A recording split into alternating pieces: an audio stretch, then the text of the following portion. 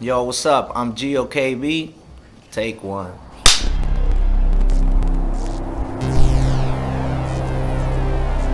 Nobody around my neighborhood was into music. Like, everybody was into music, but nobody wanted to do music. You know, it was either I become a gangbanger or I just work for a living. You know what I mean? There was, even though we are in Hollywood, where it's supposed to be the city of dreams, you know what I mean? Like, you would think, man, but in reality, that was our community, you know what I mean? And it was not a good place to be at. I am from Los Angeles, California. I grew up in East Hollywood.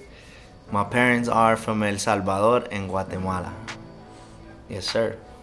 Man, East Hollywood was mostly a Salvadorian, Central American community. So it was like, it was dope. It was interesting growing up there, man.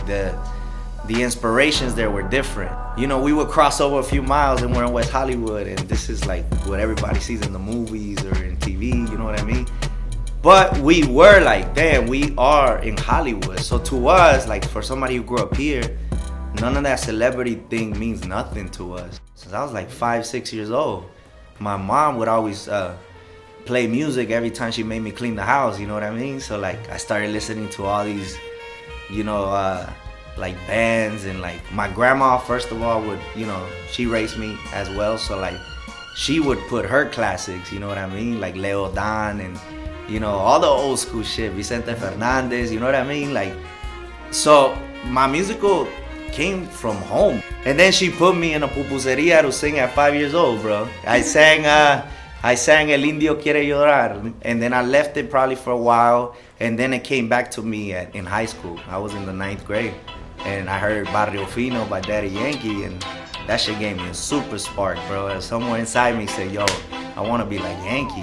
Mami tiene esa figura, mami tiene esa cintura, te lo juro por Dios que ese cuerpo te da calentura.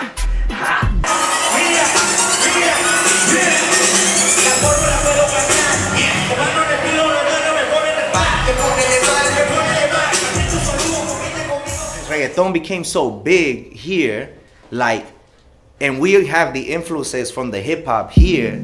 Like us, in our mind, we're gonna create this type of sound because we're gonna bring the reggaeton with the like weird Dr. Dre chords, you know what I mean? Like, and we're gonna make some weird shit. You know, I need to know how to make the music because we're just pulling beats from the internet.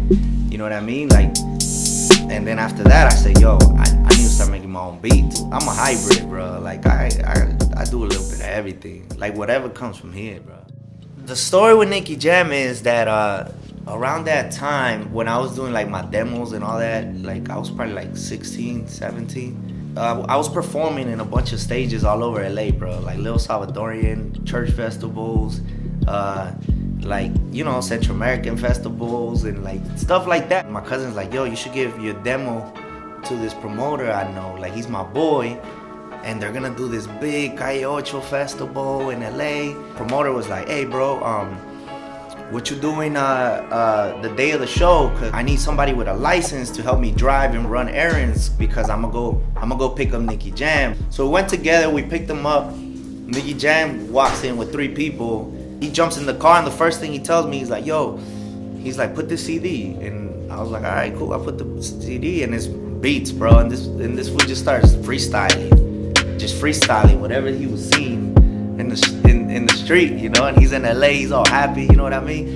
And then I was like, yo, this motherfucker's funny, you know what I mean? Because he was like cracking jokes, you know what I mean? But like funny shit. He's one of the best freestylers ever. I'm like, damn, I'm really in the truck with Nicky Jam right now. Yo, this one step closer to Daddy Yankee, you know, in my head, you know what I mean? You know, because in my head, I'm like, yo, I need to, you know what I mean? I want to meet Yankee. Yeah, I'm in the right spot. Like, this is one of his boys right here. Like, I can't get too far in it, but we had a dope, you know, Vin Diesel, Nicky Jam, you know, session. That was interesting, you know. It was me and Saga White Black in the room, and Vin Diesel wants to rap, bro. So we're like, all right. And the song never came out, by the way. It was a really dope song, actually. I was kind of like translating for Vin because he was like, I want to say this, I want to say that. I'm bilingual, so I was like, yo, like Saga, he's trying, like I was in the middle, you know what I mean? Like, Saga, look, he's saying he wants to do this, and then Saga, mira, Él dice que quiere hacer eso. You know what I mean? And it was like, yo, I was just right there in the movie. But it's dope because Saga like has taught me a lot too, because he's a monster at creating in the studio, bro. He just doesn't get nervous in the studio. Like, that dude's amazing, you know what I mean? He just, because he's a vibe himself. From there on, I said, yo, I'm gonna do music. Like, this is it.